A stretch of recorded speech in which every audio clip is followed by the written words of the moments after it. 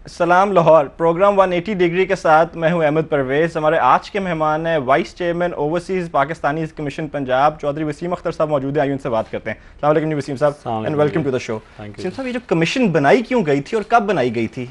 ये कमीशन 2014 में बनाई गई थी। इसका मेन मकसद जो जितने भी ओवरसीज़ पाकिस्तानी हैं उनके बहुत सारे इश्यूज़ जो पाकिस्तान में थे उनको सॉल्व करने के लिए बनाई गई थी। पहले वो डायरेक्ट एप्लीकेशंस देते थे सीएम को, पीएम को या गवर्नर साहब को या अदालतों में। तो ये सारे जितने भी प्रॉब्लम्स थे, क्योंकि ना तो सीएम साहब इनको डायरेक्ट डील कर सकते थे, उन्हें भी नीचे ही मार करनी पड़ती थी, पीएम साहब को भी यही था। तो इस ज़रूरत के पेश नज़र फिर ये अदारा बनाया गया था कि जितने भी ये इश्यूज़ हैं ओवरसीज़ के उनको डील करने के लिए एक नया। ओवरसीज़ पाकिस्तानीज़ को इतनी स्पेशल प्रेफरेंस क्यों देनी चाहिए हमें, या क्यों दी जाती है? देखें जी, आप अपनी मुल्क की जो सियासी और माशी सूरत हाल देखें। जो पाकिस्तान में इकनॉमिक क्राइसिस चल रहा है इस वक्त, और जो इस पाकिस्तान की इकॉनमी को मजबूत करने में सबसे अहम किरदार या आपकी जो है इंपोर्ट एक्सपोर्ट्स मैटर करती हैं, या आपकी जो फॉरेन एक्सचेंज है वो मैटर करती है। तो जो ओवरसीज़ पाकिस्तानी हैं, पाकिस्तान को तकरीबन $10 बिलियन की एवरी ईयर ये सपोर्ट दे रहे हैं। ये $10 बिलियन भी वो हैं जो आप बैंकिंग के थ्रू आते हैं, फिर उसके अलावा जो आप हैंड में कैरी करते हैं $10,000 तक आपको इजाज़त जिसको आप फॉर्मलाइज करना चाह रहे हैं आप जी जी हो जाए। तो ये ऑलमोस्ट 15-16 बिलियन की जो एवरी ईयर जो हेल्प जो ओवरसीज़ पाकिस्तान को दे रहे हैं। और आप पाकिस्तान के इंपोर्ट और एक्सपोर्ट का डेफिसिट देखें जो 35 बिलियन तक जा पहुंचा है। तो अगर हम ओवरसीज़ को रिलीफ नहीं देंगे, अगर वो हमसे नाराज़ हो जाते हैं, तो ये मुल्क 2 दिन में क्लैप्स हो जाएगा। सब ये वही लोग तो नहीं है जो छोड़ के गए हैं इस मुल्क को, जिनको शायद कॉन्फिडेंस नहीं था, जिनको एतबार नहीं था, भरोसा नहीं था इस मुल्क के ऊपर, जो छोड़ के चले गए हैं? नहीं, ये छोड़ के जाने वाली बात तो मैं गलत समझूंगा कि छोड़ के जाने वाली बात नहीं है। वो सर्कमस्टांसेस होते हैं, कई लोगों की फैमिलीज़ हैं, कई लोग रोज़े माश के लिए, क्योंकि पाकिस्तान में इतनी वैकेंसीज़ अवेलेबल नहीं हैं शुरू से, जो गवर्नमेंटों के हाल रहे हैं। जो पढ़े लिखे लोग हैं उनको अच्छी जॉब्स नहीं मिली, तो वो माशी अपने रोज़े माश के लिए अगर कहीं वो हिजरत करते हैं, तो हिजरत इस्लाम में भी उसको रुतबा दिया गया है। अपने रोज़गार के लिए आगे पीछे जाते हैं, तो वो छोड़ के नहीं गए। वो ऑनरेबल लोग हैं, अपने रिज़्क के लिए, अपने हसूल रिज़्क के लिए दूसरी जगहों पे इनको वापस लाने की ख्वाहिश कोई नहीं है आपको कि इनको वापस मुल्क में ले आएं? देखिए, वो फाइनेंशियल सपोर्ट देते हैं, आपके ख्याल में वो काफ़ी है? नहीं, ये बात नहीं है। देखें जी, हर इंडिविजुअल की अपनी मर्ज़ी है कि वो कहाँ वो ज़्यादा सेटिस्फाइड फील करता है। जो लोग बाहर मूव हो गए हैं उसके कई लोग ऐसे हैं जिनकी 2nd-3rd जनरेशन वहाँ हो गई है, तो वो मतलब कि नहीं मूव होना चाहते पाकिस्तान में, तो उनकी अपनी ख्वाहिश है। लेकिन स्टिल वो पाकिस्तान से मोहब्बत करते हैं, जो कमाते हैं उसका कुछ ना कुछ हिस्सा पाकिस्तान में ज़रूर इन्वेस्ट करते हैं। तो उनकी जो इन्वेस्टमेंट्स हैं यहाँ पे, जो उनके इश्यूज़ हैं उनको रिजॉल्व करना, उनको सिक्योरिटी देना, ये हमारे पाकिस्तान गवर्नमेंट अच्छा इनिशिएटिव है सर ये कमीशन जो है। डेफिनेटली बहुत अच्छा इनिशिएटिव है। बहुत खुश हैं इससे ओवरसीज़ पाकिस्तानीज़। इसमें थोड़े से मामला थे शुरू में अदारे में, आहिस्ता आहिस्ता हम इसको स्मूथ करने की कोशिश कर रहे हैं मैक्सिमम। जो ये पिछली हुकूमत का एक अच्छा इकदाम था, ये अदारा बनाना, इसमें कोई शक नहीं है, अच्छा इकदाम था। लेकिन वो आपके जितने भी दोस्त यहाँ पे आए ना प्रोग्राम में कहते हैं पिछली हुकूमत ने कोई अच्छा काम नहीं किया। मैं बताता हूँ, इसमें कोई इफ्स एंड बट्स हैं अभी इसमें नहीं। अदारा बनाना बिल्कुल अच्छा काम था, लेकिन असल में है कि पिछली हमें ये नहीं था कि हुकूमत ने अदारे बनाए या नहीं बनाए, ये था कि अदारों को इस्तेमाल सही नहीं किया गया। तो यहाँ भी बदकिस्मती से वही हुआ, जैसे पहले बने हुए अदारों को अपने मकासद के लिए इस्तेमाल किया जाता रहा, तो इस अदारे को भी मतलब कि किसी हद तक अपने मकासद के लिए इस्तेमाल करने की कोशिश की गई। इस वजह से कुछ लोगों का एतमाद भी इससे उठा। अभी आप तो आप कह रहे हैं ओवरसीज़ पाकिस्तानी खुश हैं इस अदारे से सर? मैं देखें सबकी बात नहीं कर रहा हूँ, परसेंटेज होती है जो इसका। जब मैंने ये टेक ओवर किया है अदारा, तो इसकी जो रिजॉल्व एप्लीकेशंस हैं उनकी परसेंटेज ऑलमोस्ट 35-36% थी। तो 35-36% लोगों को रिलीफ तो मिला है। तो मतलब कि किसी अदारे की अच्छी कारकर्दगी अगर 60-65 तक वो चले जाती है तो वो अच्छी कारकर्दगी होती है। एवरेज से कम रहे हैं, लेकिन हम इसको इंशाल्लाह डेवलप कर रहे हैं। जो किसी हुकूमत ने या किसी पिछली हुकूमत ने कोई काम अच्छा किया उसको अप्रिशिएट भी करना चाहिए जी। ये मकसद तो खाली नहीं होता हुकूमत का कि क्रिटिसाइज किया जाए जो पिछले काम हुए। बिल्कुल करना चाहिए, इसमें कोई शक नहीं है। मैंने जैसे कि बोला कि अदारा का बनाना एक बहुत ही अच्छा कदम था। इस्तेमाल गलत किया गया, इस्तेमाल गलत किया गया। आपकी अपॉइंटमेंट कैसी हुई वसीम साहब? देखिए जी, मैं पार्टी के साथ काफ़ी देर से काम कर रहा हूँ और पार्टी में बड़े बड़े ओहदों पर रहा हूँ। मैं पार्टी का यूथ कोऑर्डिनेटर पंजाब भी रहा हूँ, मरकज़ी जनरल सेक्रेटरी भी था, मरकज़ी जनरल सेक्रेटरी भी था मैं पार्टी का। तो मैंने loyalty to the party was the criteria जिसकी बेस पे अपॉइंटमेंट की गई। मैंने फिर अगर आपको पता है तो एक तंजीम बनाई गई थी जो बाद में डिज़ोल्व कर दी गई, ITF इंसाफ टाइगर फोर्स। उसको बनाया मैंने था, जो खान साहब जलसों में उठ के कहते थे कि हमने जो औरतों की हिफाजत के लिए टाइगर फोर्स बना दी है, वो उसका रिवॉर्ड ये दिया गया आपकी अपॉइंटमेंट मैंने यहाँ हो गई है। यूथ के लिए बहुत बड़े लेवल पे काम किया था। यूथ के लिए काम करना और ओवरसीज पाकिस्तानीज कमीशन का हेड होने में कोई कोरिलेशन तो नजर नहीं आ रहा। बताता हूँ, देखिए पार्टी में भी तो मैं मुख्तलिफ ओहदों पे रहा हूँ, मैं यूथ पे भी रहा हूँ, बाद में मरकज़ी सेक्रेटरी पब्लिसिटी भी रहा हूँ। ये तो लीडरशिप की मर्जी होती है कि आपको आपकी जो वो बट वसीम साहब जो आप कह रहे थे कि पीछे ये गलत मकासद के लिए इस्तेमाल हुआ है, वो आपकी भी इंडिकेशन को इसी तरफ ही थी ना कि अपने लोगों को लगाया गया, अपने लोगों को नवाजा गया। यहाँ पे जो उसके बाद अदालतों में भी मामला चला गया, अदालतों में भी इशू चल रहे हैं। मेरा आप ये तो नहीं कह सकते कि मैं खान साहब के अपने लोगों में से हूँ, उनकी फैमिली बहुत बड़ी है, बहुत सारे लोग कंट्रीब्यूशन है माशाल्लाह, धरने में आप हमें देखते रहे हैं, नजर आते रहे हैं। कंट्रीब्यूशन है, मैंने पार्टी में बड़े लेवल तक काम किया है, जितनी भी मुझे पार्टी की तरफ से असाइनमेंट्स मिली हैं। अभी लेटली जो लाहौर का सबसे बड़ा जलसा था उसकी जो पब्लिसिटी है उसका भी मुझे नोटिफाइड हेड लगाया गया था उसकी सारी पब्लिसिटी के लिए। फिर पब्लिक सेक्टर इंस्टीट्यूट ये एक है, सरकारी अदारा है, उस पर क्राइटेरिया खाली ये तो नहीं होना चाहिए ना कि पार्टी के लिए कंट्रीब्यूशन आपकी क्या है। मैं बताता हूँ, पहली बात तो ये, मेरा भी दिल है कि मैं भी इस ओहदे पे लगूं, कोई सर को इसका कोई। बताता हूँ कि पहली तो सबसे बात ये है कि बिल्कुल मैटर करता है कि आपने पार्टी के लिए किस हद तक कंट्रीब्यूशंस की हुई हैं, आपने पार्टी के लिए कितने लॉयल हैं, किस हद तक कंट्रीब्यूशन की है, इन्हीं बिना पे जज होना चाहिए। साथ साथ उसकी जो अपनी पर्सनल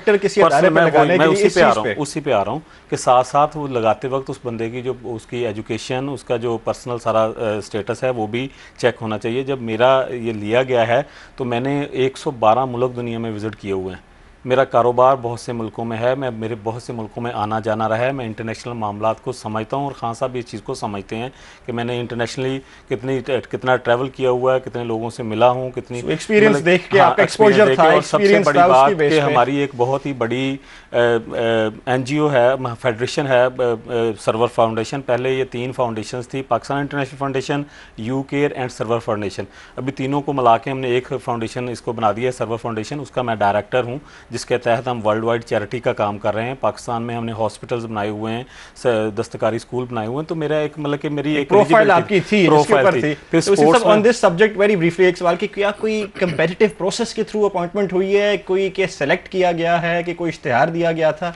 नहीं, देखें जी, जब ये पार्टी पोजीशंस होती हैं तो पार्टी के लोगों को अप्लाई करने, वाइस चेयरमैन तो पार्टी पोजीशन नहीं ना है सर, बट नहीं, ऑफ कोर्स ये पार्टी पोजीशन है, पॉलिटिकल पोजीशन है ये। अच्छा, मैं आपको क्लियर कर दूं, पॉलिटिकल पोजीशन है ये, कोई टेक्नोक्रेटिक या ब्यूरोक्रेटिक पोजीशन नहीं है, पॉलिटिकल पोजीशन है ये। ऑफ कोर्स CM साहब इसके चेयरमैन हैं, तो मैं एज ए वाइस चेयरमैन इस अदारे को लीड कर रहा हूँ, तो ये पॉलिटिकल पोजीशन है। तो बट लेकिन आपको सेलेक्ट किया, ये सब कुछ देख के आपको सेलेक्ट किया, फिर उसका कोई प्रोसेस उस तरह नहीं किया गया? ऑब्वियसली देखें, जब पार्टी जो भी इक़्तिदार में आती है तो वो अपने उन्हें मतलब कि पार्टी की लीडरशिप को पता होता है कि कौन कौन से वर्कर इनकी पार्टी के साथ क्या आंसर है इसके एक कंपैरेटिव प्रोसेस नहीं हुआ।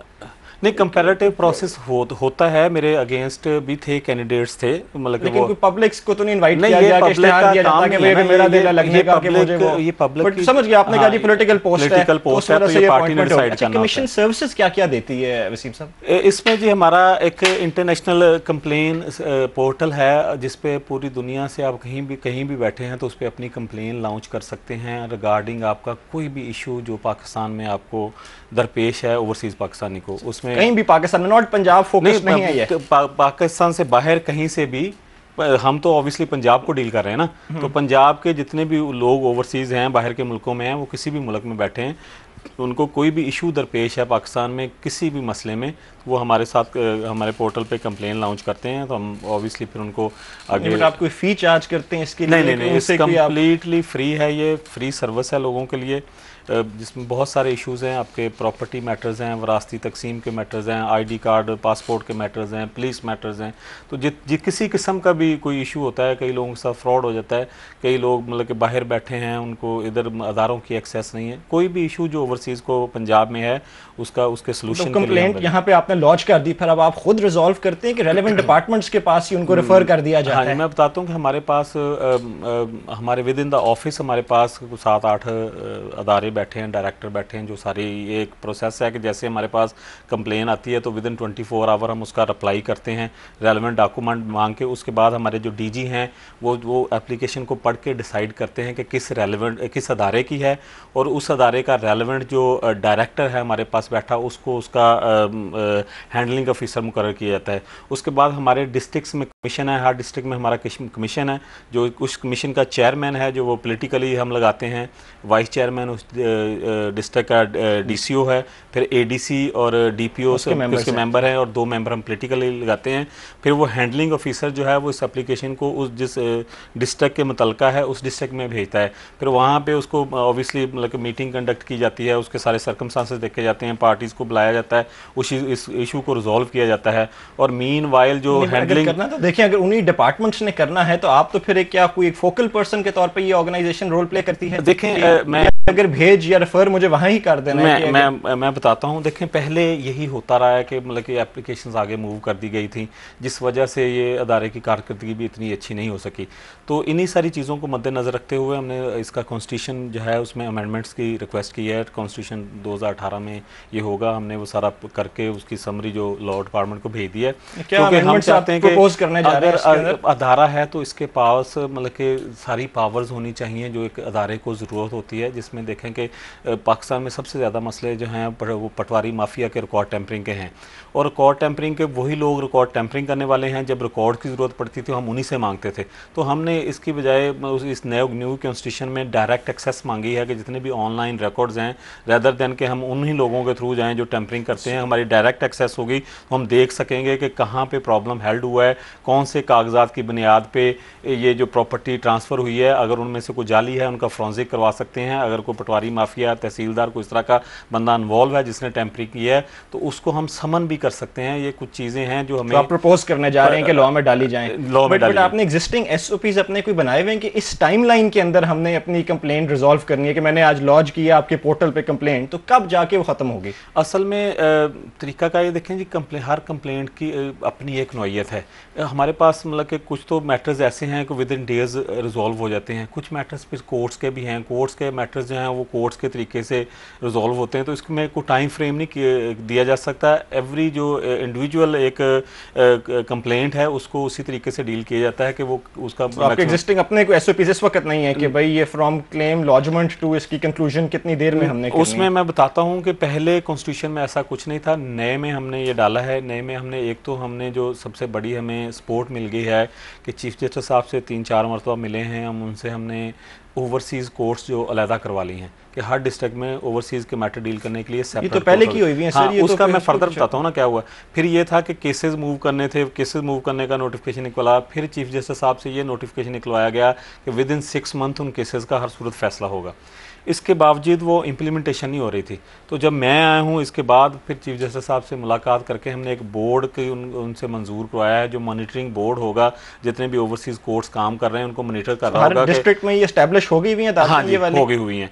तो अभी वो बोर्ड जो है वो देख रहा होगा कि कौन से केसेस जो 6 मंथ से ऊपर जा रहे हैं वो खुद मतलब कि डिस्ट्रिक्ट कोर्ट से, क्योंकि बोर्ड भी कोर्ट का है, सुप्रीम कोर्ट का है, तो वो खुद कोऑर्डिनेशन कर सकते हैं, उनसे पूछ सकते हैं, उनसे अदालत के ही फैसले ने कमीशन की पावर्स बड़ी रिस्ट्रिक्ट कर दी थी कि वो उसका एक फैसला आया था लाहौर हाई कोर्ट से कि जी आप लोग उन मामलात में इंटरफेयर करते हैं जो अदालतों का काम है करना। देखें जी, तो उस रिस्ट्रिक्टेड पावर्स के साथ कैसे डिलीवर कर रहे हैं? मैं वही बताता हूँ कि ये सारी मतलब इन्हीं सारी मामलात के लिए हमने कॉन्स्टिट्यूशन में चेंजेस किए हैं। अगर अदारा है वो उसको कानूनी काम करने के इख्तियारात होने चाहिए। पैरेलल जुडिशल फोरम बनाना चाह रहे हैं? नहीं, पैरेलल जुडिशल फॉर्म नहीं है। देखें जी, हमने कोई भी अदालती नहीं मांगा कि हमें, आपने देखिए बात की है विरासती इश्यूज हो गए, कब्जे के हो गए, प्रॉपर्टी की हो गई, तो सारे अदालतों के काम नहीं। अदालत तो ओवरसीज को अदालतें तो अदालतों को उसी कोर्ट्स के अंडर ही रन होंगी ना। ओवरसीज कोर्ट्स तो हमारी सेपरेट, ओवरसीज कोर्ट ये तो है खास आपको आती है कि जी कदें आप, तो ये अदालत का काम नहीं है कब्जा दिलाना कि मेरा विरासती इंतकाल फंसे हुए हैं, मेरी सक्सेशन नहीं हो रही मेरी।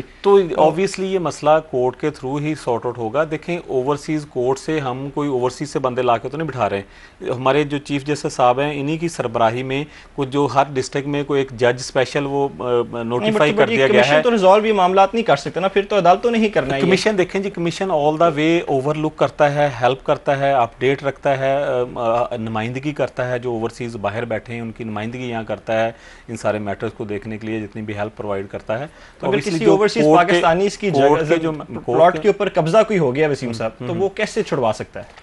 असल में डिपेंड करता है, कब्ज़ा होने की भी बहुत सारी नियतें होती हैं। कब्ज़ा, एक तो कब्ज़ा माफिया वैसे ही मतलब कि कर लेते हैं, उनको मतलब कि पुलिस के थ्रू रिमूव किया जा सकता है।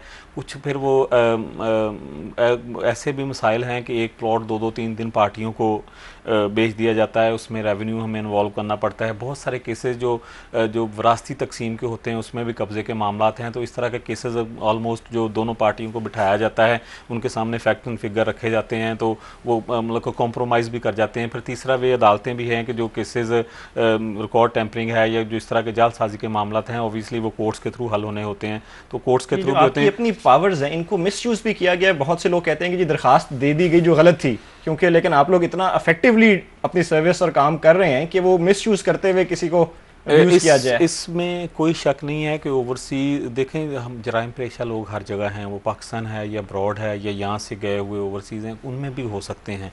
तो इसको लोग करते हैं कि अगर मतलब कि वो एक रास्ता मिल गया तो उसको गलत यूज़ इस्तेमाल करने की कोशिश करते हैं। तो ये हमारे अदारे की कोशिश है कि जो भी केस आता है उसको मतलब इसीलिए तो हमने ये सारा हैंडलिंग का सिस्टम बनाया है कि जो हमारा फर्स्ट ऑफिसर हैं, जितने भी वो डायरेक्टर लेवल के ऑफिसर्स हैं, या वो कहीं ना कहीं DCO लगे रहे हैं या वो डायरेक्टर एंटी के करप्शन लगे रहे हैं, तो इस लेवल के 18वीं-19 स्केल के वो ऑफिसर हैं जो इंतज़ामिया से ऑलरेडी ब्यूरोक्रेसी से काम करके यहाँ तक पहुँचे हुए हैं। तो पहली सूरत में वो एप्लीकेशन उसको असेस करते हैं कि इसकी नौइयत क्या है, इसके वो सारे डॉक्यूमेंट चेक करते हैं, वहाँ से उनको अंदाज़ा हो जाता है कि ये केस सही है या गलत है, तजर्बाकार ऑफिसर्स हैं। उसके बाद उसको आगे डिस्ट्रिक्ट्स में भेजा जाता है। तो इस तरह के मामला को बड़ी तफसील से हम उसको नजर रखते हैं, कर लेते हैं कि जेन्युइन कंप्लेंट्स खाली आगे जाएं। हाँ जी। तो आपकी अपनी कैपेसिटी है सर, ये जितना बर्डन अब इस अदारे पे पड़ता जा रहा है उसको हैंडल करने की? देखें जी, चैलेंज है और ये चैलेंज कबूल करके मैं बैठा हूँ। इंशाल्लाह मैं इसकी डिलीवरी को मैं यकीनी बनाऊंगा, जितनी भी मेहनत करनी। कितना स्टाफ है आपका सर? हमारा स्टाफ जो फ़िलहाल देखें, स्टाफ इसमें बहुत सारी पॉलिटिकल पोस्टें भी हैं, तो जो गवर्नमेंट की तरफ से हैं वो ऑलमोस्ट 100 पीपल हैं। उसमें पूरे सूबे को इस वक्त चला रहे हैं जो इस जी। लेकिन ऑपरेशनल लेवल पे तो जो एम्प्लॉइज नहीं करना है ना, ये साथ है ना कि साथ ही हमारा जो कमीशन है ना, मतलब कि उसमें आपके वो DCO साहब, ADC, हर डिस्ट्रिक्ट का DCO साहब, ADC साहब और DPO साहब इटसेल्फ मेंबर्स हैं of the commission, district commission के। तो आपकी जो कमीशन है इसके मेंबर कौन है? जो सेंट्रल कमीशन जो है, सेंट्रल कमीशन है, इसका एक बोर्ड होता है, पंजाब ओवरसीज कमीशन बोर्ड। उसमें 6 MPAs होते हैं और 5 पॉलिटिकल लोग होते हैं, तो 11 लोगों का ये बोर्ड होता है। और करने जा रहे हैं आगे ये होता है। और साथ फिर जो हमारा मेन बोर्ड है उसमें सारे आपके चीफ सेक्रेटरी भी, होम सेक्रेटरी भी, चेयरमैन डेवलपमेंट प्लानिंग वो भी, उसको ताकि एक प्लेटफॉर्म पे लाके सारे इकट्ठे आपने बैठा दिए। हाँ, वो तो मतलब क्योंकि डिसीजन मेकिंग है ना, तो डिसीजन मेकिंग ऑब्वियसली जितने भी अदारों के मुतलका नीचे रेलेवेंट ये अदारे हैं उसके जो नीचे तक जिस अदारे में हमें डीलिंग करनी पड़ती है, तो उनके जो टॉप ऑफिसर्स हैं सारे इस बोर्ड का। इसकी फंडिंग अदारे की कहाँ से आ रही? सरकार से लेते हैं? ऑब्वियसली गवर्नमेंट का अपना रेवेन्यू जनरेट खुद नहीं करना। गवर्नमेंट ऑफ पंजाब का अदारा है, तो गवर्नमेंट ऑफ पंजाब ही इससे सारी इसकी फंडिंग। गवर्नमेंट के पास भी तो वसाइल अब कम होते जा रहे हैं, तो हर अदारे को कहा जा रहा है कि अपना रेवेन्यू खुद जनरेट करें। देखें आपके ऊपर तो डिमांड ऐसी नहीं आई? देखें, सारे अदारे अपने, ये अदारा जो पब्लिक की रिलीफ के लिए है, ये कोई डेवलपमेंट का अदारा नहीं है, कोई स्पोर्ट्स का अदारा नहीं है जहाँ से जनरेट किया जा सके। ये एक रिलीफ है लोगों को, एक कंप्लेन सेंटर है।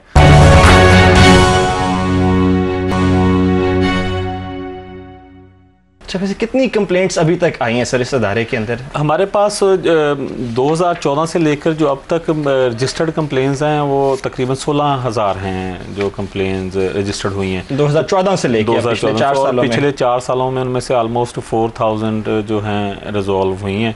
तो बाकी पेंडिंग पड़ी हैं कि फ्रिवलेस थी कि वो उनको रिजेक्ट कर दी गई कि नहीं? असल में मैंने 2 दिन पहले भी सारे हमारे जो जितने डायरेक्टर्स हैं उनकी मीटिंग ली थी, सबको सारे जितने भी केसेस हैं उनको दोबारा अपडेट करने का कहा है, जितनी भी एप्लीकेशंस हैं, क्योंकि ये 8-9 माह अदारा बंद भी रहा है, जो क्योंकि इसकी जो स्ट्रक्चर है कि इसका जो वीसी जो है वो गवर्नमेंट का बंदा होता है, पॉलिटिकल होता है। तो जब वो शहबाज शरीफ साहब की गवर्नमेंट गई तो तब से ये अदारा बंद पड़ा था।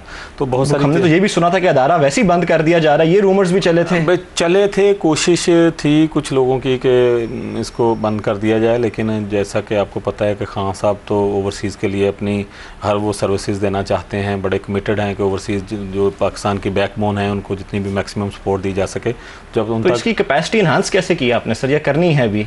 देखें, इसको कर रहे हैं, जो भी चेंजेस हैं उसमें वो कर रहे हैं, डेवलपमेंट्स कर रहे हैं, आहिस्ता आहिस्ता इसको आगे बढ़ा रहे हैं। हमने जो नया कॉन्स्टिट्यूशन है उसमें पहले ये डिस्ट्रिक्ट लेवल पे इसके कमीशन थे, उसमें हम तहसील लेवल तक लेके गए हैं कि जो मैक्सिमम इसको इनलार्ज किया जा सके, ज़्यादा से ज़्यादा लोगों की अट्रैक्शन हो। डायरेक्ट जो सारे अजला में ज़रूरत है सर वैसे कोई कि कई डिस्ट्रिक्ट्स में ज़्यादा लोड होगा, कुछ ऐसे डिस्ट्रिक्ट्स होंगे जहाँ के नहीं एक्सपर्ट्स होंगे? देखें जी, ये तो बिल्कुल आपकी बात सही है। जो सेंट्रल पंजाब के डिस्ट्रिक्ट्स हैं या वेस्ट पंजाब है, यहाँ से ज़्यादा लोग बाहर के मुल्कों में हैं निस्बतन साउथ पंजाब के, लेकिन हर जगह से लोग हैं ज़रूर। ये नहीं है कि मतलब कि हमारे पास डीजी खां के केसेस भी हैं, हमारे पास रहीम यार खां के भी हैं, बावल नगर पे भी हैं, लेकिन लाहौर, गुजरात, गुजरांवाला या पिंडी या सरगोदा, आप सर जब किसी अपनी कंप्लेंट एक फॉरवर्ड कर देते हैं किसी रेलेवेंट डिपार्टमेंट को, तो कोई फॉलो अप भी करते हैं कि भाई इतनी देर के बाद पूछा जाए कि रिजॉल्व क्यों नहीं हुई, कि बस भेज दिया तो भेज दिया? नहीं, वही बता रहा हूँ कि हम हैंडलिंग ऑफिसर इसीलिए अपॉइंट करते हैं कि हर हैंडलिंग ऑफिसर के हिस्से में सर्टन अमाउंट है एप्लीकेशंस का कि ये वो हैंडल कर रहा है,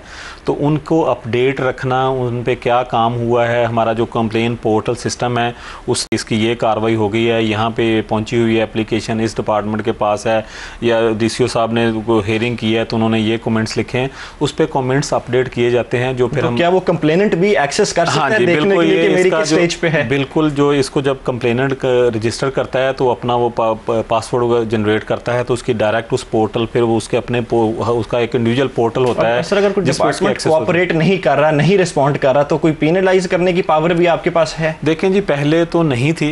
जो नया कॉन्स्टिट्यूशन है उसमें हम ट्राई कर रहे हैं कि जितने भी अदारे हैं जिनसे हमें इंफॉर्मेशन चाहिए उनके साथ एक तो हमारी डायरेक्ट एक्सेस हो जाए हमारी इंफॉर्मेशन तक, और दूसरी हमने ये मांगी है कि जितने भी किसी अदारे को या किसी को हमें ज़रूरत है उसकी इन्फॉर्मेशन की और हमें नहीं दी जाती तो उनको हम समन कर सकें, उनको बुला सकें, क्योंकि गवर्नमेंट का अदारा है, गवर्नमेंट के लिए काम कर रहा है। तो जो भी इसका दायरा कार है उसमें जो जितने लोग आते हैं वो ज़िम्मेदार हैं वो जवाब देने के, उस इन्फॉर्मेशन के, तो उन्हें ज़रूर देनी चाहिए। अगर नहीं देते तो उनको कानूनी तौर पर बुलाया जा सकता है। बड़े वेस्टेड इंटरेस्ट लोगों के होते हैं जिनके ऊपर आप लोगों के ना पैर पे दुम रख रहे हैं कि अब आप देखें रेवेन्यू रिकॉर्ड्स के मामला आता है, किसी ना किसी वजह से वहाँ पे ये एरर्स होते हैं, इलीगैलिटीज़ हो रही होती हैं, तो वो रेजिस्टेंस आती है सर? रेजिस्टेंस आ रही है, आती क्या है, आ रही है, पहले का तो मुझे नहीं पता। नहीं देना चाह रहे, नहीं कोऑपरेट करना लेकिन ये है कि एक तो चीज़ ये है कि मैं यहाँ पे बताना चाहूँगा कि वज़ीर आला उस्मान बुज़दार साहब जो हैं वो भी इस मैटर में बहुत क्लियर हैं।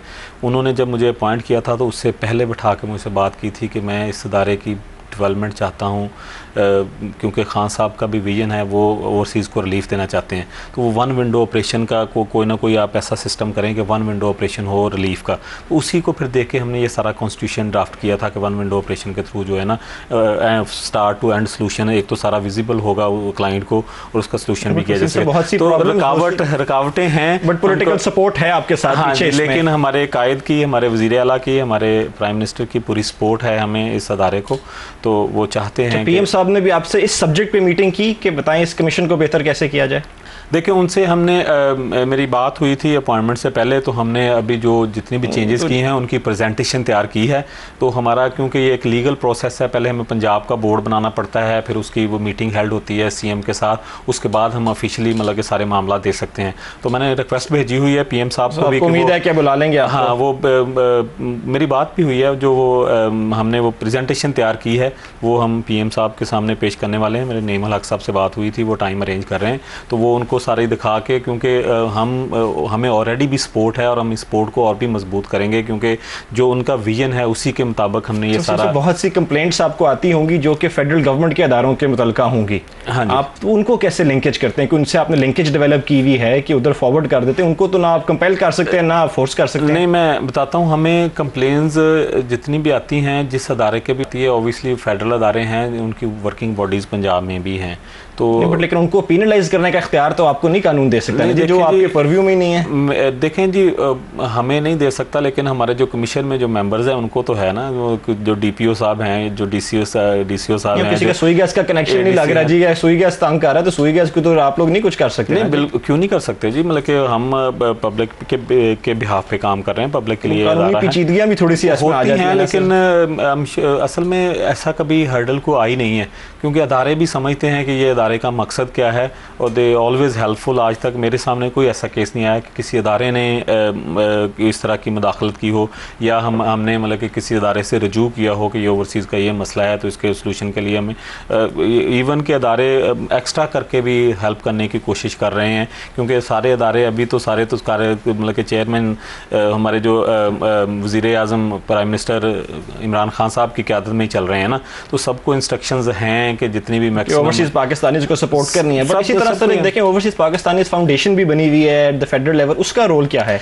ओवरसीज़ पाकिस्तानी फाउंडेशन जो है ये ओवरसीज़ फेडरल मिनिस्ट्री के अंडर आती है। नहीं, उसका मकसद भी क्या यही है जो आप लोग कर रहे हैं? उनका काम डिफरेंट है, वो आपकी एम्प्लॉयमेंट सारी डील करते हैं, आपके जो इंपोर्ट एक्सपोर्ट के मामला हैं उनको डील करते हैं।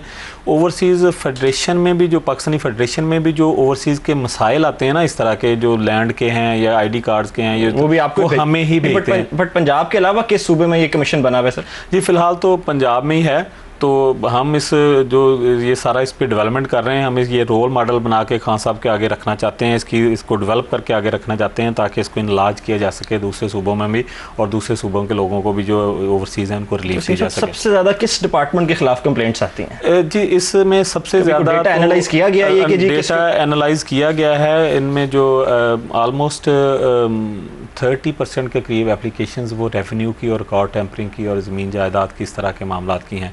सेकंड नंबर पे जो पुलिस मैटर्स हैं, फिर नादरा है, फिर कोर्ट्स हैं, तो सबसे ज़्यादा रेवेन्यू के मामला जो हैं उनके। नहीं, बट इस इन्फॉर्मेशन के ऊपर कभी यही स्टडी की गई कि यार चलो ये वजह क्यों है, ये क्यों निकल रही है, कि हम उन चीज़ों को स्ट्रीमलाइन करें, वो प्रोसेसेस बेहतर करें कि ये प्रॉब्लम्स ना खड़ी हों लोगों के लिए? मैं बिल्कुल अपने अदारे की हद तक मैं बताना चाहूँगा कि जब मुझे अपॉइंट किया गया तो मैंने और मेरी टीम, जो बड़ी डेडिकेटेड टीम है, डीजी साहब हैं उसमें, हमारे डायरेक्टर रेवेन्यू, डायरेक्टर एडमिन, सब ने मिल के हमने ऑलमोस्ट, क्योंकि वो पहले से भी कुछ लोग उस अदारे में काम कर रहे थे, हमने मीटिंग की, मैंने खुद स्टडी की हैं एप्लीकेशंस के कौन कौन से केसेस किस वजह से हेल्ड हुए हैं, प्रॉब्लम क्या है। तो उस प्रॉब्लम के सलूशन के लिए ही हमने ये आइन बनाया, क्योंकि इसमें जैसे कि मैं बताया कि सबसे ज़्यादा मैटर जो हैं वो रिकॉर्ड टेम्परिंग के हैं, कि पहले वो सारे रिकॉर्ड मैनुअल होते थे और वो पटवारी हाथों से लिखते थे, और जब हम किसी अदारे को उनकी एक्सेस चाहिए होती थी वो भी उन्हीं पटवारियों ने लिख के भेजना था।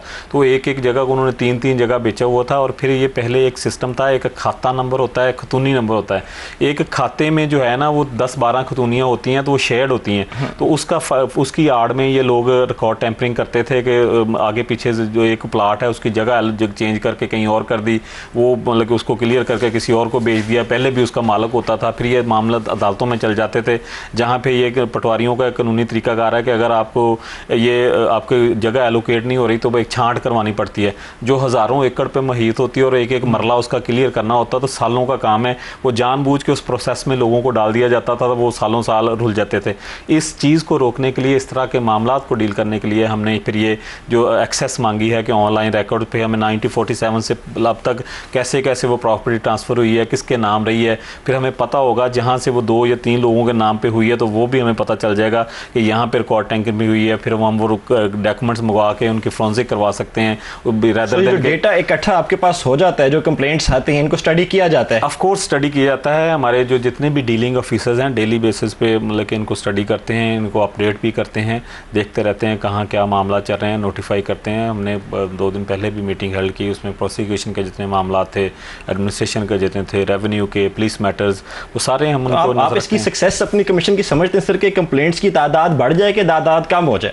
नहीं देखें जी, मैं ये नहीं चाहता कि कंप्लेन की तादाद बढ़े या कम हो। मैं चाहता हूं कि रिजॉल्व जो कंप्लेन है ना उनकी तादाद बढ़े। सक्सेस आप कैसे समझेंगे सर? देखें, अगर कंप्लेंट्स ज़्यादा आएंगी, क्या वो आपकी सक्सेस है कि आपका मकसद ये है कि कंप्लेंट्स कम हो रही हैं, मीनिंग के सिस्टम्स इतने बेहतर हमारे हो गए कि खुद ही सिस्टम रिजॉल्व कर रहा है इश्यूज को? देखें जी, जिस जो नया कॉन्स्टिट्यूशन है उसमें जब हम जाएंगे ना, तो ये ऑटोमेटिक लोगों को रिलीफ मिलनी शुरू हो जानी है।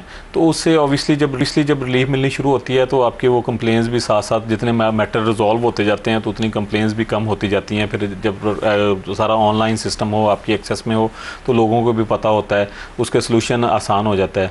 मैं जैसे कि आपको एग्जांपल देना चाहूँगा कि हमारे पुलिस मैटर्स की जब मैंने टेक ओवर किया तो उसका सक्सेस रेट जो 65% था पुलिस की, जो पुलिस मैटर्स की एप्लीकेशंस थी। उसके बाद हमने आईजी साहब से मुलाकात की, वो सारा स्टडी करके कि वजूहात क्या हैं कि क्यों ये मतलब कि 65% है, ज़्यादा क्यों नहीं है। तो आईजी साहब से मिलके फिर उन्होंने हमें मतलब कि हमारे जो इश्यूज़ थे उनको रिजॉल्व किया। उन्होंने जितने भी हमारे केसेस थे डिस्ट्रिक्ट्स में, वो पुलिस को सर्कुलर निकाला कि 30 डेज़ के अंदर अंदर सारे ओवरसीज़ के मैटर क्लियर करके रिपोर्ट की जाए। सेकेंडली उन्होंने हमारे जो कंप्लेन पोर्टल है इसको डायरेक्ट लिंक कर दिया है आईजी साहब के 8787 कंप्लेन पोर्टल से। जितनी भी हमारी डायरेक्ट एप्लीकेशंस ओवरसीज़ की पुलिस मैटर के हैं डायरेक्ट उनकी निगरानी में भी हैं। थर्डली उन्होंने पाबंद कर दिया कि पहले जो डीलिंग ऑफिसर्स होते थे वो ये ASI थानेदार इस लेवल के थे, तो हमने वो उनसे सर्कुलर निकलवाया कि एटलीस्ट जो DPO लेवल के या CCPO लेवल के जो ऑफिसर्स हैं वो ये केसेस सुने। जब ये मतलब वो सिस्टम आपका बेहतर होता है ना तो चीज़ें ऑटोमेटिकली बेहतर होनी शुरू हो जाती हैं। और इसके बाद विद इन 3 वीक्स हमारा जो पोर्टल पुलिस का 65% से अभी आप हमारी वेबसाइट पे चेक करेंगे तो 84% पे पहुंच गया है। तो इसी तरह मतलब कि हम असल में जितने भी अदारे इसमें इन्वॉल्व हैं उनसे मीटिंग्स करके, अभी हमने LDA के साथ भी मीटिंग रखी हुई है।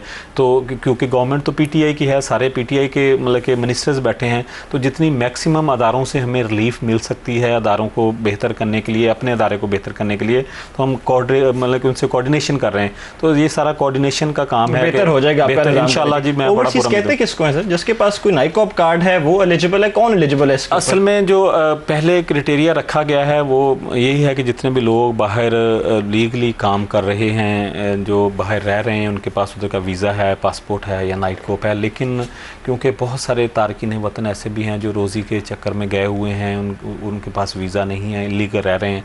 हम अगले कॉन्स्टिट्यूशन में ट्राई कर रहे हैं कि उनको भी। सर आप उन लोगों को तहफ़्फ़ुज़ देना चाह रहे हैं जो यहाँ से इलीगली गए हुए हैं और पाकिस्तान की बदनामी वहाँ पे करवा रहे हैं कि इलीगल इमिग्रेंट्स हैं? ये बात ऐसे नहीं है। इलीगल जाने की बहुत सारी वजूहात वजह सर जो भी हो, पर आपके ख्याल में मुल्क पे रिफ्लेक्ट करता है कि इस मुल्क से इलीगल इमिग्रेंट्स आए हुए हैं? सर देखें वो जो भी जिधर भी चले गए हैं तो पाकिस्तानी ना, मतलब पाकिस्तानी लोग हैं, मतलब कि किसी भी सर्कमस्टांसेस में चले गए। हम क्रिमिनल्स को नहीं दे रहे एक्सेस, जो बहुत सारे उनमें मजलूम भी हैं, मजदूर भी हैं। कई लोग गए हो, रिफ्लेक्ट करता है वैसे कि नहीं करता सर? आप भी बाहर रहे इतने साल, किसी मुल्क पे रिफ्लेक्ट करता है सर? मैं बताता हूँ, कई लोग ऐसा भी होता है कि गए होते हैं उधर, मतलब कि जैसे कोई शादी करके गया है तो उसका अपनी फैमिली के साथ इशू हो गया, उसका वीज़ा एक्सेस नहीं हो चुका, उससे स्टिल उधर है, तो फिर वो जस्टिफाइड है? आप कहते हैं कि उस मुल्क के, जिस मुल्क में वो रहता है उसके कानून के साथ कंप्लाई करना उसकी जिम्मेदारी नहीं है? नहीं, जिम्मेदारी तो है। आप मेरी बात नहीं समझ सकें। फिर उनके पास आगे होता है कि वो साइलम में चले जाते हैं या इस तरह के मामलात में चले जाते हैं, उधर तो वो स्टिल लीगल होते हैं,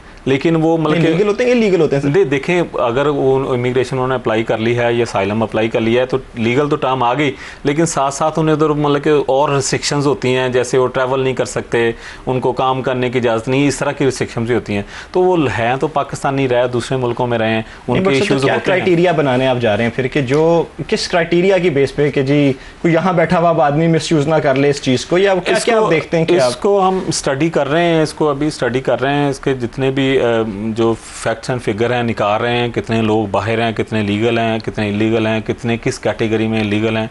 तो once we have all the information then हम ऑफ कोर्स हम अपने चेयरमैन साहब जो वज़ीर आला पंजाब हैं उनसे भी मुलाकात करेंगे, अपने आइडियाज़ भी सारी टीम से ले रहे हैं कि इन सब लोगों को कैसे डील किया जाए, आखिर हैं तो पाकिस्तानी, उनको किस तरह रिलीफ दी जा सकती है, तो उस पर काम कर रहे हैं।